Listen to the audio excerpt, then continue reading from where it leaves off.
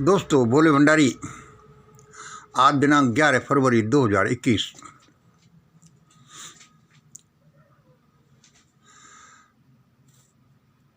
आज का हमारा वीडियो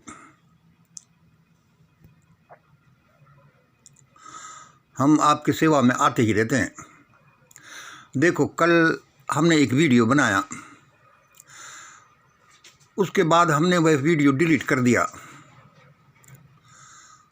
जैसे कंपनी कोई आइटम बनाती है, कोई कार बनाई, बैटरी बनाने की कोशिश है, उसके भाई टायर अच्छे बनाओ, बैटरी अच्छी बनाओ, इंजन अच्छी बनाओ, ऐसा उसको कितना भी अच्छा बना लो, फिर उसका टेस्टिंग है कि भाई यह मॉडल कितना अच्छा बना है, और यदि यह मॉडल टेस्टिंग में खरा नहीं उतरता तो उसको वापस खींच लिया जाता, उसको इम्प्लीमेंट नहीं करते।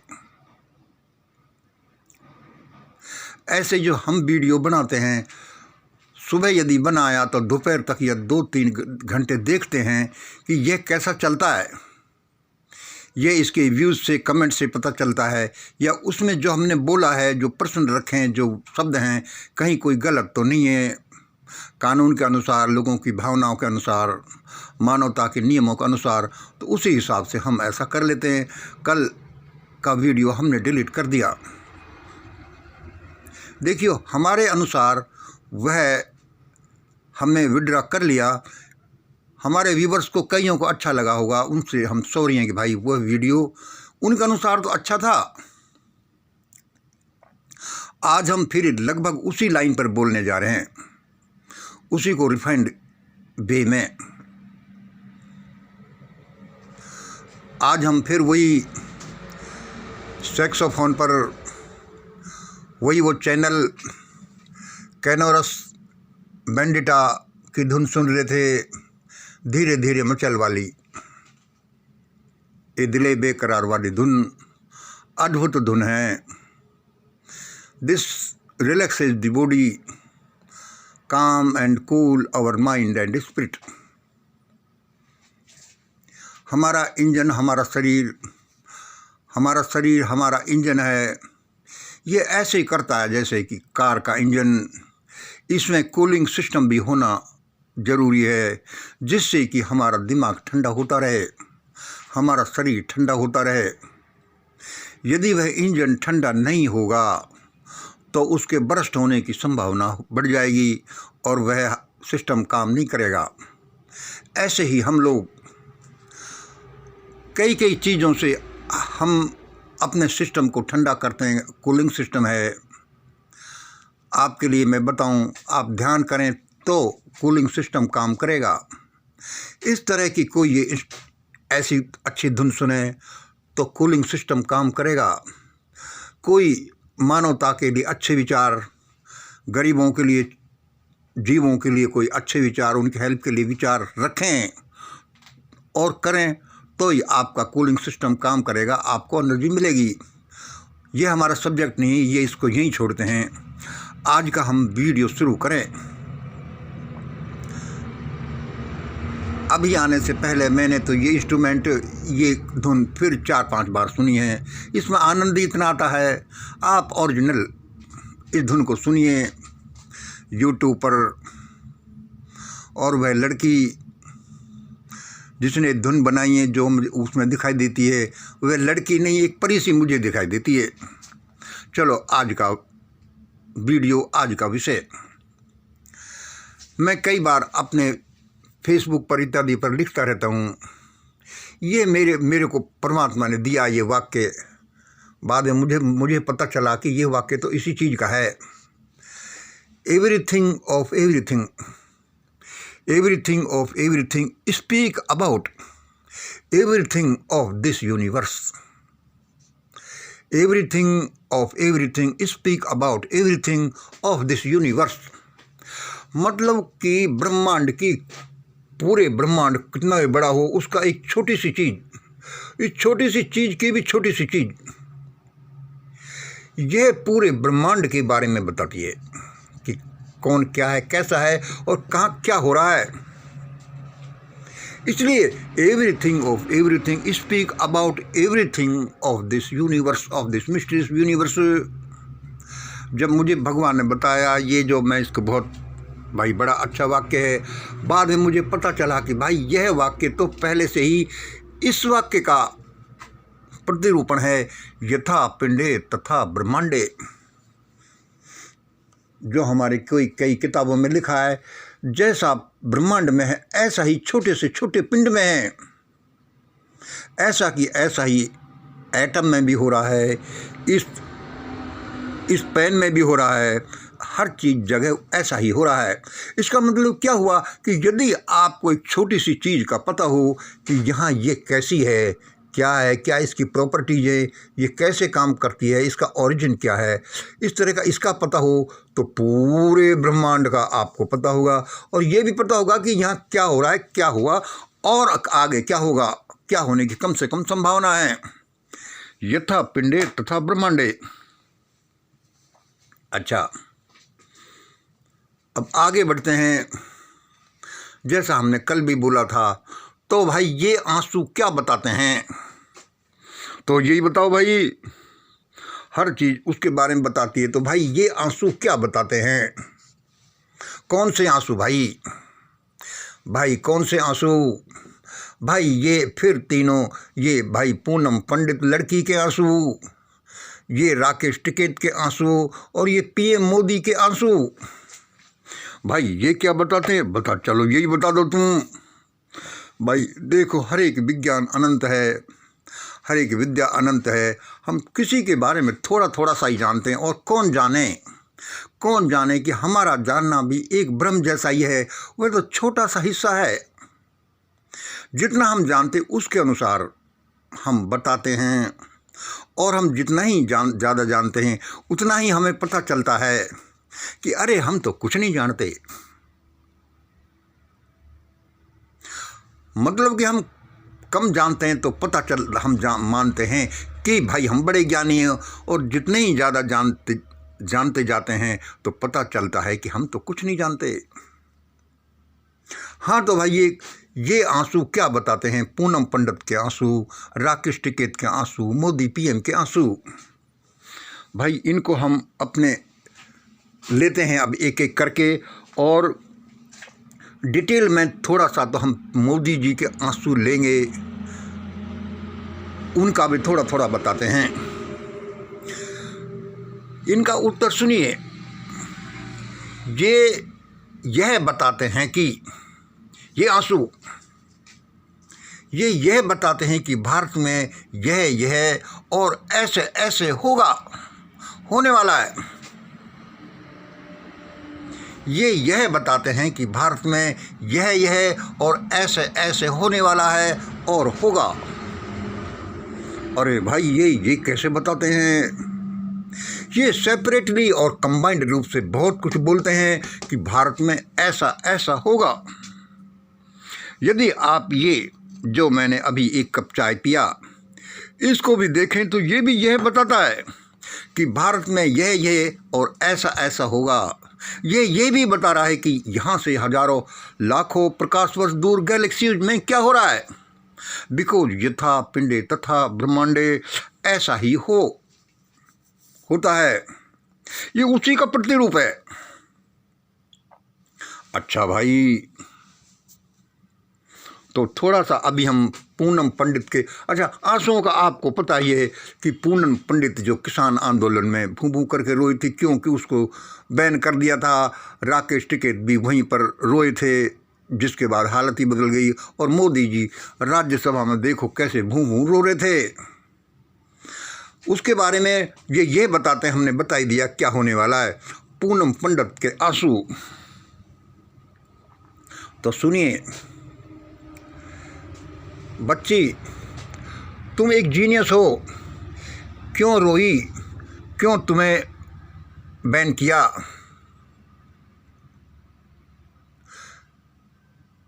इसका क्या कारण है और आगे आगे क्या होगा? हम आपको सलाह देते हैं कि यह दुनिया बड़ी विस्मयकारी है, और हमारे साथ जो भी होता है, जहाँ जो उसका संबंध कोई अभी की घटना से नहीं है, एक आदमी से नहीं है।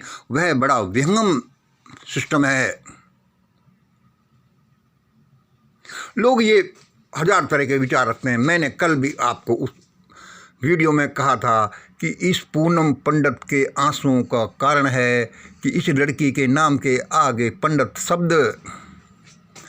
भाई ये पंडित शब्द से इसका क्या संबंध है? मतलब इस पंडित सरनेम ने ये आंसू दिलाए।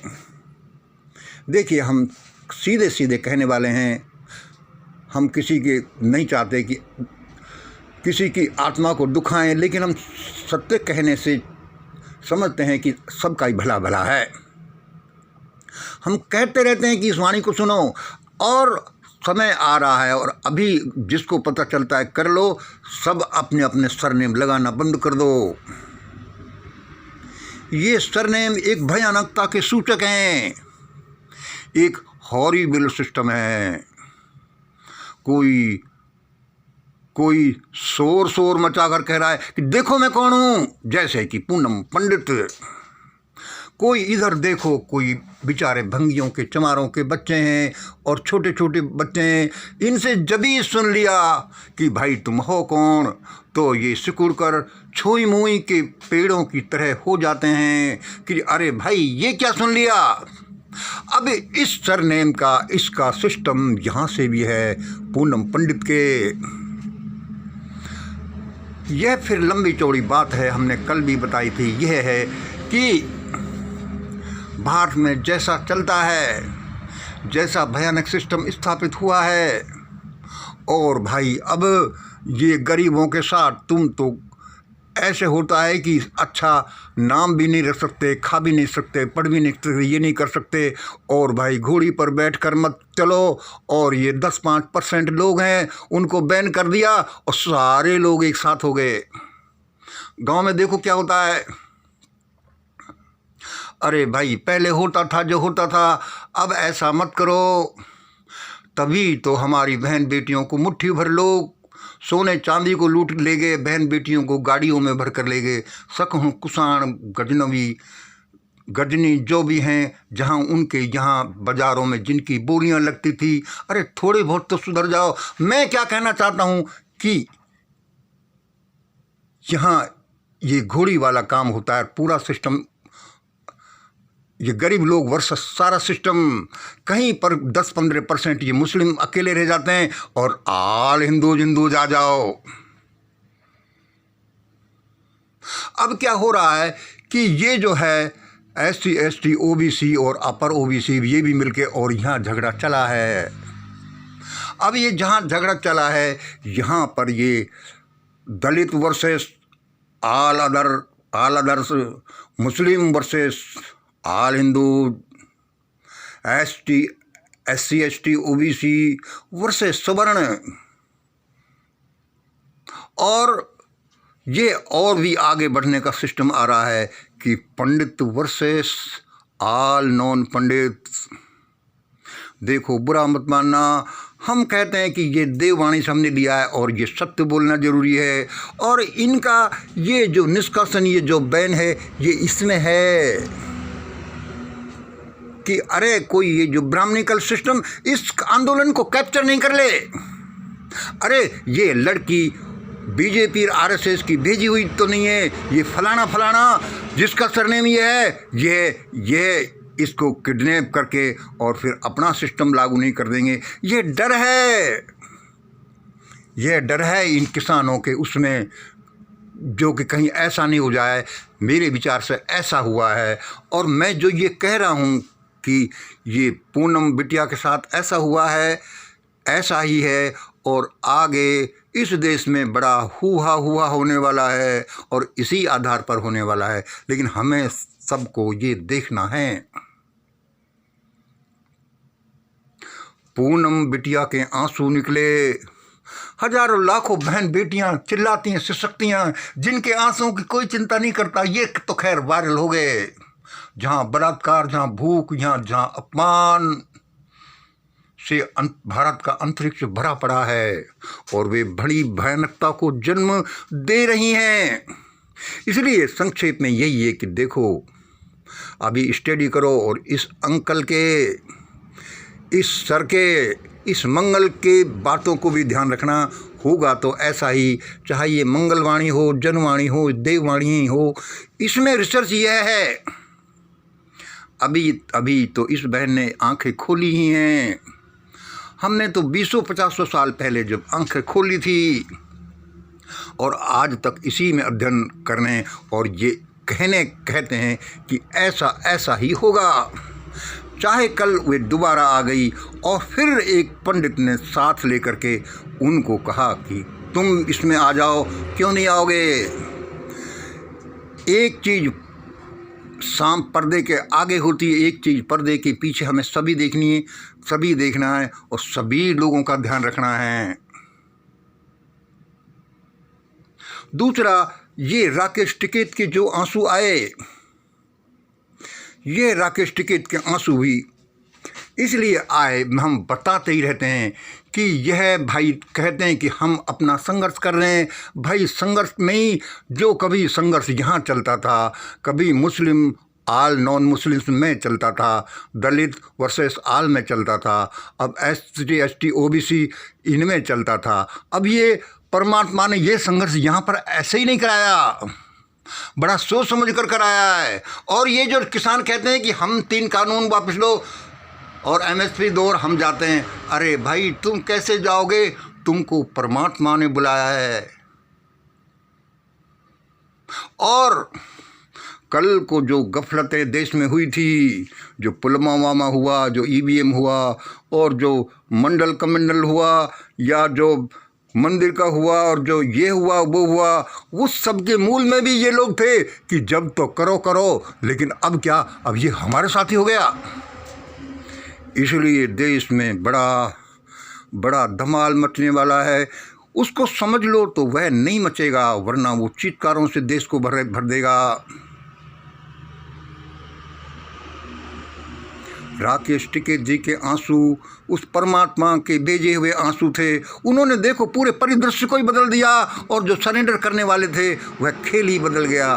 क्योंकि ये खेल हमारा, आपका, लोगों का, इंडिया का नहीं, ये इसमें परमात्मा का भी खेल है। जैसा हम बताते रहते हैं कि that there is always a third silent partner, और वह परमात्मा है। चलो लंबा नहीं करके अब हम हमारे मिस्टर मोदी के बारे में बोलते हैं कि भाई ये क्यों रोए भूमू, भाई ये पीएम मोदी क्यों रोए। भाई फिर हम जैसा पता लगाते रहते हैं कि भाई ये हमारा ट्रायंगुलर सिस्टम बताता है, हमारा षड्यंत्र बताता है और यह इस देश को बताएगा कि देश को कैसे चलना है। हम कहते रहते हैं कम से कम अपने अनुसार। भाई पीएम मोदी क्यों रोए, एक संभावना क्या निकलती है, भाई ये बड़े भावनात्मक आदमी हैं, सेंसिटिव पर्सन हैं, भाई कोमलता से भरे हुए हैं, भाई सहृदय आदमी हैं, भाई कोई अच्छा नहीं कर गए होंगे इसलिए इनको रोना आता है कि भाई ये ऐसा मेरे देश में नहीं होना चाहिए। भाई he is very good man, भाई यू इसलिए रोए। और इस तरह के सेंसिबल लोगों को तो रोना आ जाता है।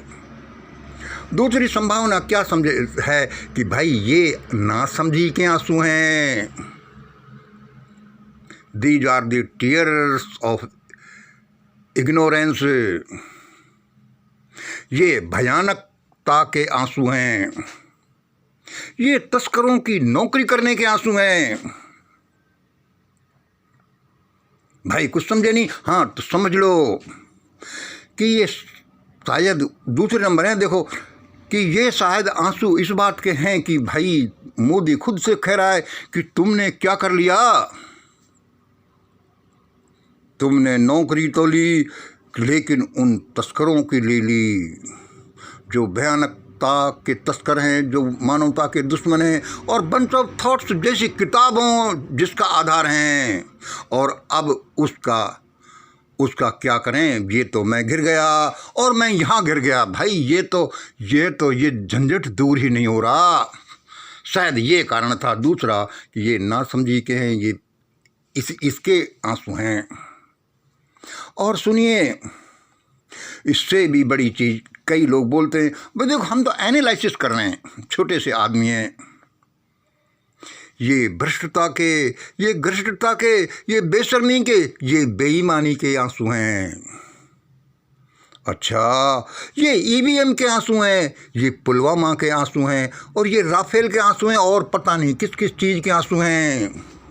और भाई मोदी की आंखों में आंसू, ये इसके आंसू नहीं होकर वो 44 जवानों के, विधवाओं के, उनके बच्चों के विलाप के आंसू हैं।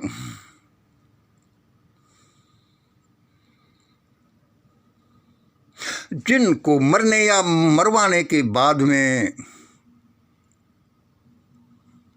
मरने या मरवाने के बाद में जिनकी सुध भी नहीं ली, जिनका ये भी नहीं कि भाई ये आदेश कहाँ से आया, भाई ये क्यों, किसने गलती की, और भाई उनको सजा दें, कैसे गलती हुई, जो उसको इंक्वायरी कैसे कराएंगे, जो गलती नहीं की गई, जो काम किया गया है।